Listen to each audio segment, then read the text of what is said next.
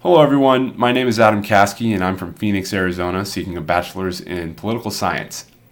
Today, I will be discussing with you a topic on why intelligence has had a positive influence on foreign policy, but I may be taking a slightly different approach.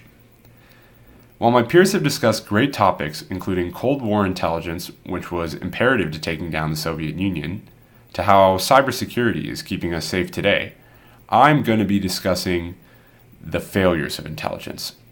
While you may be asking yourself right now if I myself am some sort of undercover agent working for the other side, I believe it is necessary for us to discuss the many common misconceptions on the failures of intelligence. Although so many believe anything from Vietnam to Iraq was all caused by failures of intelligence, rarely does intelligence ever have a large stake in major foreign policy failures. Many times intelligence is not used to its greatest ability, if it even is used at all. For instance, during the Vietnam War, intelligence was rarely ever used to make decisions. An assessment by the CIA in 1964 predicted that besides Cambodia, there was no real threat of losing any countries in the surrounding region to communism, not to mention if they had fallen, it would take an extremely long time for them to fall. How could anyone logically blame an institution that had barely anything to do with this perceived failure? As Pillar goes over, in so many situations, ideology will trump intelligence. Even if the information is available for officials like the president to use, they'll most likely go with their gut, regardless of what the experts recommend. Sadly, it seems more often than not, policy influences intelligence rather than intelligence influencing policy. With a very shallow amount of research, it is easy to find that most perceived failures of intelligence are just other institutions pointing the finger at intelligence. Far too often, presidents use scapegoating to escape the hot seat. They push the blame on what they say is poor intelligence reports, when in reality, they probably haven't even read the intelligence report. The most egregious of these accusations were in the war with Iraq. For instance, many put the blame for the beginning of the war in Iraq on a poor intelligence report, but Pillar discusses thoroughly in his book that this is just not the case. The intelligence report barely even mentions nuclear weapons, and it rather suggests that there was a possibility of nuclear technology in the future for Iraq. But after 9/11, the Bush administration was going to do anything that they possibly could to get into a war in the Middle East and get into Iraq. He saw the phrase WMD and was ready to get to the point of no return and get in there.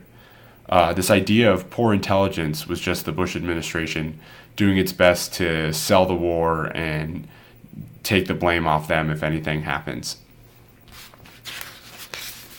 The growing theme here is that intelligence gets the blame for many things that they don't have a part in. In my opinion, it's seemingly becoming easier and easier to target the CIA if something is going wrong. The easy way to get out of something is just blame the intelligence report or blame the CIA for not predicting the right thing. What I mean by this is that the more often that this is happening in our nation, the more often it's going to happen and the more prevalent it's going to be. It's obvious that reporting is never going to be 100% correct, and sometimes predictions by the CIA and other intelligence agencies are going to be flat out wrong, but so is every other human in any other institution. No predicting human is going to, predict everything correctly. We're human. That's, we have so many mistakes. But the question still remains, how have intelligence agencies made a positive effect on foreign policy? And it's simply put, day in and day out, the CIA does its best to keep America one step ahead of its counterparts. Whether it was spying on Soviets or hacking into Chinese servers, the intelligence community is fundamentally designed to do exactly what it sounds like, and that's keep us informed. Without a proper intelligence program like what we have, the Cuban Missile Crisis could have ended in a much scarier, much different way. Although some dominant presidents might not use their intelligence to the best of their advantages, the option to have it on the table cannot be overlooked. When analyzing these perceived failures of intelligence agencies, it is quite obvious that they had no part in them. Once the information is gathered out, it's out of their hands. Politicians will twist and use this information to get anything they want, whether that be their public approval ratings to grow or just to gain more votes. In an America without